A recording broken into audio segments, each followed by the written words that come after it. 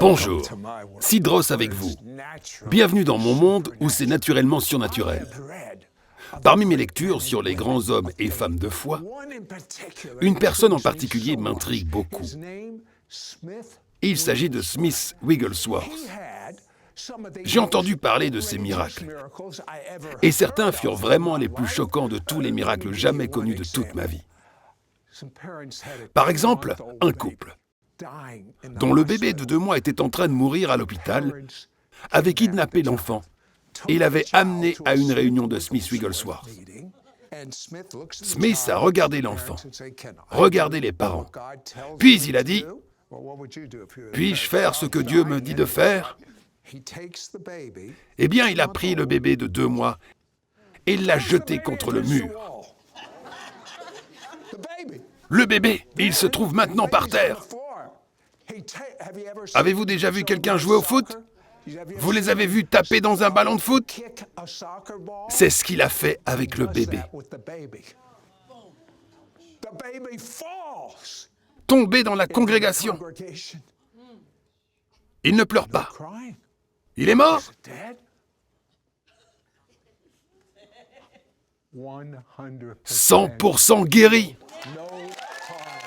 Il ne pleure pas. Aujourd'hui, c'est vraiment un honneur. Nous avons l'arrière-petite-fille de Smith Wigglesworth. Elle va nous parler de l'instant où ce même feu qu'il y avait sur Smith est tombé sur elle. Et elle dit qu'elle libérera ce feu-là sur vous, si vous voulez y croire. Existe-t-il une dimension surnaturelle ? Un monde au-delà de celui que nous connaissons ? Y a-t-il une vie après la mort ? Les anges existent-ils ? Nos rêves peuvent-ils contenir des messages du ciel ? Pouvons-nous puiser dans d'anciens secrets du surnaturel ? Les miracles de guérison sont-ils réels ? Sid Roth a passé plus de 40 ans à étudier le monde étrange du surnaturel. Rejoignez Sid pour cette édition de C'est surnaturel.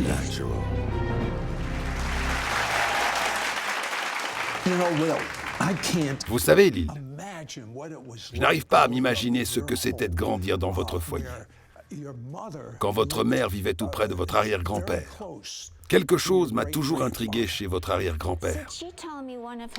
Elle m'a raconté que le mercredi soir, c'était une de ses soirées préférées. Le mercredi soir, la famille se rendait chez grand-papa Wigglesworth et elle disait combien la présence de Dieu était intense dans la maison. Il était assez rude. Il frappait les gens dans l'estomac alors qu'ils étaient en train de mourir. Il leur donnait des coups de pied. Il les frappait dans l'estomac. Il leur donnait des coups de pied. Savez-vous pourquoi il faisait cela ? Eh bien, ma mère et mon père m'ont expliqué qu'il opérait très fortement dans le nom de discernement des esprits. Quand il priait pour les malades, il voyait l'esprit démoniaque qui se tenait derrière la maladie. Et c'est cela qu'il frappait avec le poing. C'est ce qu'il visait. Mais c'est là que se trouvait l'esprit impur, le démon. Je comprends. Parfois, il disait qu'en priant pour les malades,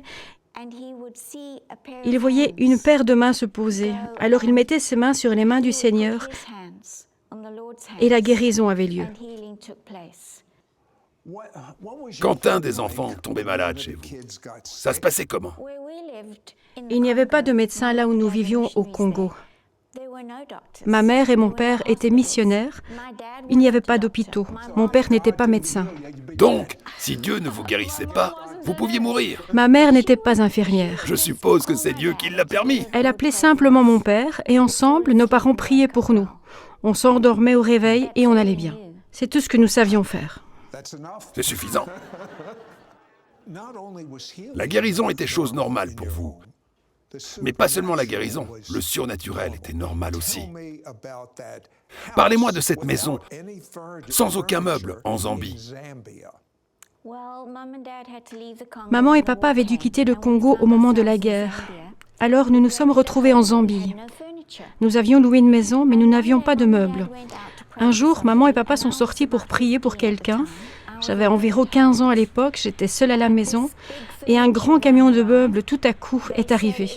Ils m'ont demandé « C'est ici que vit le révérend Barry ?»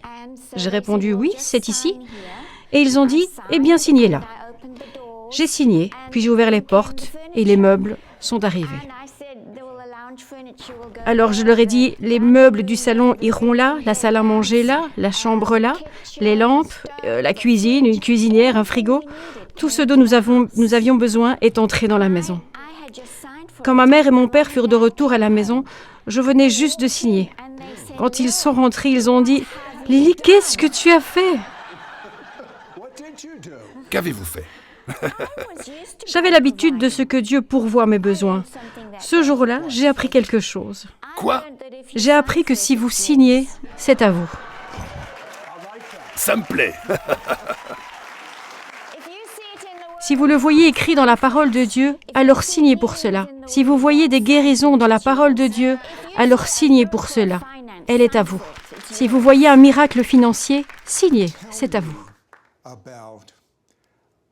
Parlez-moi d'un invité qui est venu dans cette émission. Il s'appelle Jack Sheffield. Vous le connaissez bien, parce qu'il me dit que vous avez prié pour lui et que ce même feu qui était sur Smith Wigglesworth est tombé sur lui. Vous rappelez-vous quand c'est venu sur vous? Oui, quand nous sommes baptisés du Saint-Esprit, nous sommes aussi baptisés du feu. Nous avons le feu de Dieu sur nous et en nous. Tout ce que je dois faire, c'est de l'activer dans la vie des gens. Un peu plus tard dans l'émission, vous le ferez? Oui, nous l'activerons. J'ai hâte de le faire. Maintenant, Jack dit qu'il a fait d'énormes miracles depuis que le feu a été activé en lui. J'ai prié pour beaucoup de gens, Sid. Et aujourd'hui, ils continuent et font des choses bien plus grandes que tout ce que j'ai vu jusque-là. Vous parlez d'une chose en particulier. Vous demandez à Dieu des miracles significatifs. C'est quoi un miracle significatif? C'est un miracle dont tout le monde entendrait parler. J'ai été invitée au Kenya pour aider une église dans une région très pauvre. Ils m'ont demandé si je voulais bien y aller pour une semaine, pour aider l'église à grandir. Dès la première réunion, après notre arrivée, nous avons prié pour que Dieu nous donne un miracle significatif. Nous avons également prié pour qu'ils mettent un toit sur l'église, parce que pour cette chose-là, il fallait la foi. Ils n'avaient pas les moyens, personne n'avait les moyens pour mettre un toit sur une église de cette taille. Alors nous avons dit, Dieu, d'ici la fin de la semaine, pourrais-tu s'il te plaît financer le toit de cette église? À la première réunion, il y avait un jeune garçon de 10 ou 11 ans. Il était venu avec sa petite sœur d'environ 5 ans et il m'a dit « Elle peut comprendre tout ce que nous lui disons de faire, mais elle ne peut pas parler. Elle n'a jamais parlé. » Tout le village connaissait cette petite fille, alors je savais que c'était un miracle significatif. Alors nous avons prié pour elle cette nuit-là. Nous nous sommes opposés farouchement à cet esprit muet. Et puis le lendemain soir, j'ai demandé « Est-ce que cette jeune fille est présente dans la réunion ?» Et la foule a dit « Oui, oui, oui !» Et ils l'ont fait venir devant. Alors j'ai eu cette pensée que je devais lui apprendre à parler. Et je lui ai dit « Dis, maman !» Et elle a fait un bruit et tout le monde s'est mis à rire. Alors j'ai demandé « Qu'est-ce qu'elle a dit ?» Ils ont répondu. Elle a dit « Je n'ai pas besoin de dire maman comme un bébé. Je peux parler comme mon grand frère maintenant. » Eh bien, j'imagine que cette nouvelle a fait le tour du village. J'appellerais cela un miracle significatif. Mais qu'est-il arrivé au toit? Eh bien, l'église s'est remplie et lorsque notre toute dernière réunion, il y avait un vieux monsieur très bien habillé qui est venu me voir et m'a dit « Pendant longtemps, j'étais loin de mon village. J'étais parti pour travailler. » Puis il a ajouté « Me voici de retour à la maison et je vois que cette église a besoin d'un toit. Je vais payer pour le toit. » Vous savez, j'ai lu des commentaires sur le sujet, mais je voudrais poser une question à Lyle quand nous reviendrons. En 1939, Smith Wigglesworth a vu l'avenir de tous les mouvements de Dieu. Je veux savoir exactement à notre retour ce qui a été prophétisé et où nous en sommes maintenant sur les mouvements de l'Esprit de Dieu.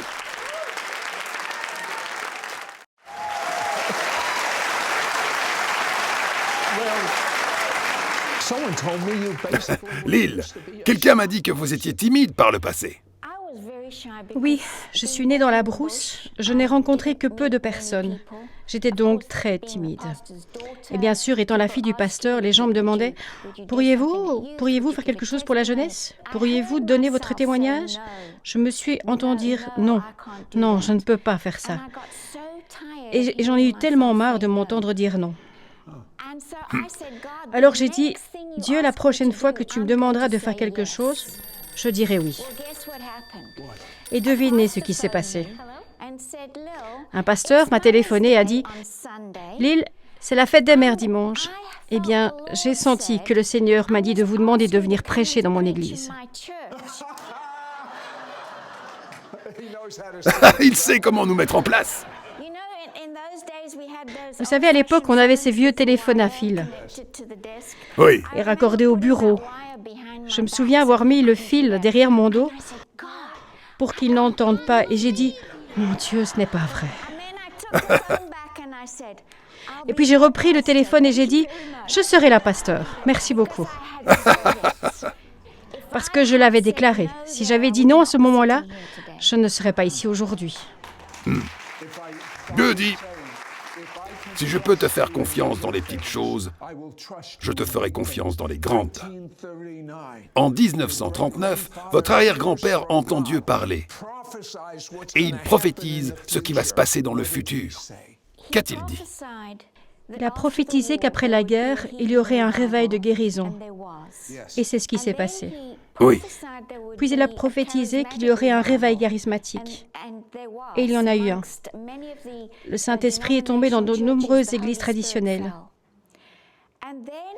Et puis il a dit, je vois des gens qui vont à l'église avec des stylos et des blocs-notes. Et c'était le mouvement de la parole de foi. L'enseignement. Le mouvement de l'enseignement. C'est exact. Puis il a commencé à dire, je le vois, je le vois. Et il a dit, je vois le plus grand. Imaginez ça, le plus grand réveil que le monde n'ait jamais vu. Et vous savez quoi? Vous savez quoi? Je le vois aussi. Et puis à vous aussi, Dieu a parlé. À vous personnellement. Et il vous a dit que vous auriez un rôle à jouer. Que vous a-t-il dit? Il s'est tenu près de mon lit un soir et il a dit « Je vais faire une œuvre pendant ta vie. Que même si on te la racontait, tu aurais du mal à le croire. » Et tous les jours, je lui disais « Raconte-moi, Seigneur, raconte-moi, Seigneur. Je le croirai. » Eh bien, vous et moi, nous allons voir cela très bientôt. Donc, vous voici en train de parler ou de prier pour un groupe de médecins en Suisse. Et Dieu se manifeste à nouveau. Que s'est-il passé? Ils m'ont demandé d'ouvrir la session par la prière. Quand j'ai dit « Père », c'est tout ce que j'ai dit, une vision est apparue. J'ai vu Jésus assis sur une chaise. Nous étions assis autour de lui. Il m'a regardé et m'a dit « Raconte-moi ton histoire. » Dans ce dernier mouvement de Dieu, dans ce réveil puissant qui s'annonce, il y aura tant d'histoires vécues, il y aura tant de témoignages. Il faut que vous sachiez que lorsque nous donnons notre témoignage et lorsque nous racontons notre histoire, c'est lui que nous racontons. Et son onction est à l'œuvre dans tout cela. Quand nous racontons notre histoire et notre témoignage, cela fait venir les gens à Jésus. Cela fait venir à Jésus des gens qui proviennent d'autres religions. Il faut que tout le monde commence à raconter son témoignage. Racontez à votre voisin, donnez votre témoignage à votre voisin. Racontez aux gens dans votre rue ce que Jésus a fait, aux personnes dans les magasins que vous rencontrez. Je voudrais vous dire, donnez votre témoignage. Le ciel est en train de vous écouter. Et l'onction de Dieu sera sur vous. Vous serez un gagneur d'âmes, parce que nous sommes dans les jours où des âmes viennent. Les miracles sont importants. Dieu veut que vous soyez guéris. Il veut que vous soyez bien portants. Et il veut que vous le disiez aux gens, parce que c'est le temps pour les âmes. Les âmes.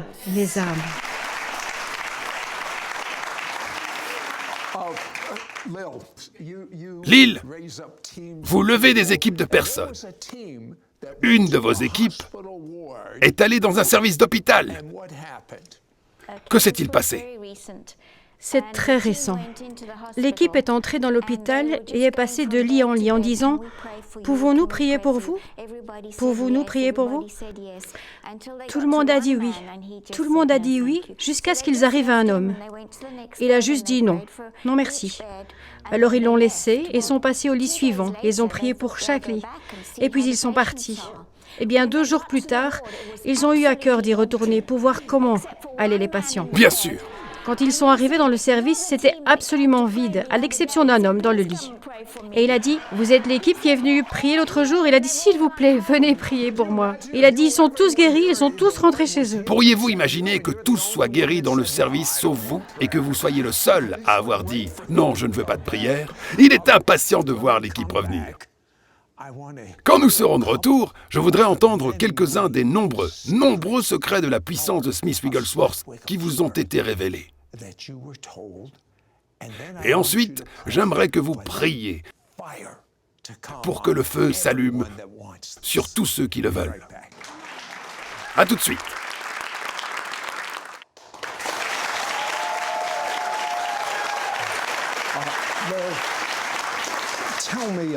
Lille, dites-moi quelques secrets sur la puissance de votre arrière-grand-père. Des secrets qui sont importants pour vous.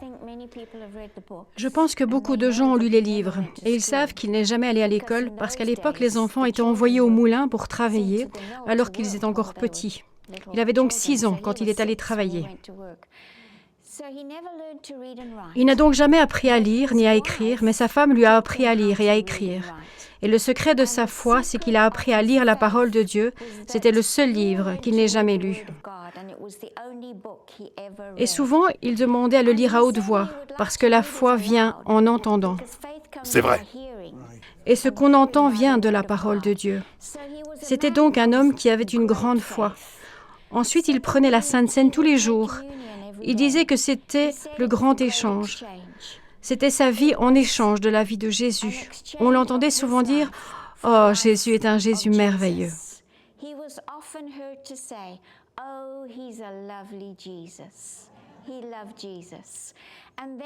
Il aimait Jésus. Et puis mon père m'a dit que peu importe le sujet qu'il abordait, il finissait toujours par parler du Saint-Esprit. Il aimait le Saint-Esprit. Je vais vous dire quelque chose rapidement. Un jour, il y avait un homme en fauteuil roulant. Il a demandé à cet homme « Alors, c'est comme ça qu'il parlait. Vous voulez que je prie pour quoi ?» Il pensait que cet homme allait dire « Je veux marcher ». Mais il a répondu « Je veux le Saint-Esprit ». Grand-papa était si enthousiasmé par cette réponse qu'il a prié pour qu'il ait le Saint-Esprit. Le Saint-Esprit est tombé sur cet homme qui s'est levé d'un bond, complètement guéri.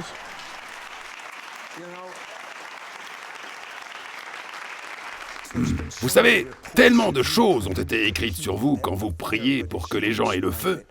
Mais, comme vous l'avez expliqué, vous ne faites que prier pour que le feu qui est déjà en nous soit libéré.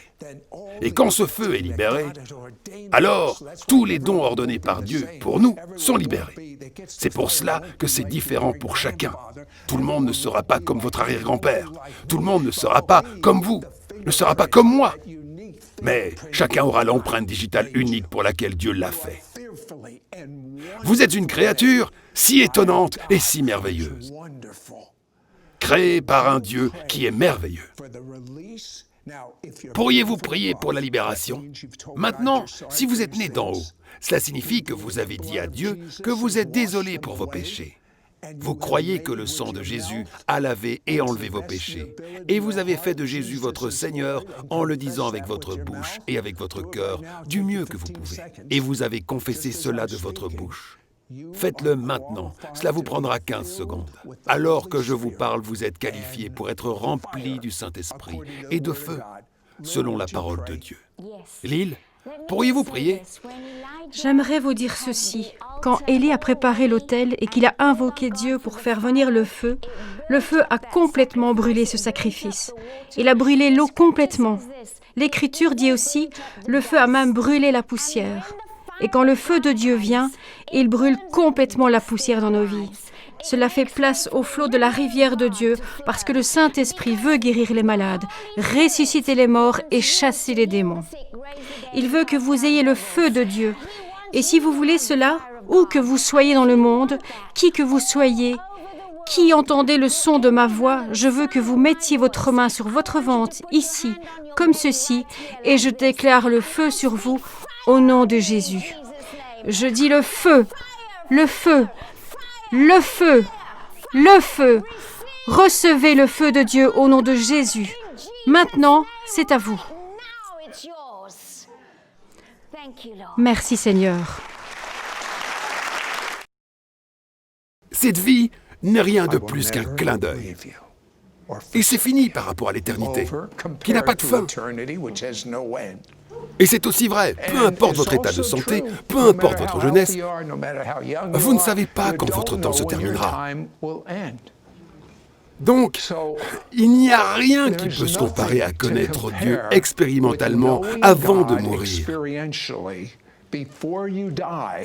Parce que la seule façon de savoir où vous allez après votre mort est de connaître Dieu par expérience avant de mourir. Et je sais comment tu peux le faire. Parce que Dieu aime le monde entier. Mais revenons sur vous maintenant. Dieu aime le monde entier, mais il vous aime. Et si vous voulez dire cette prière avec moi, et la dire au mieux de vos capacités à voix haute, là où vous êtes. Dieu n'est pas un homme pour mentir.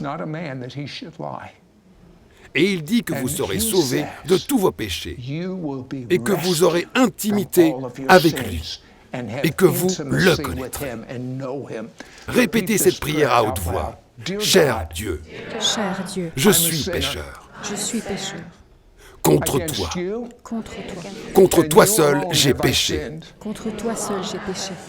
Et je le regrette. Je crois que le sang de Jésus lave et emporte toutes les mauvaises choses que j'ai faites. Tu dis que tu ne t'en souviens plus.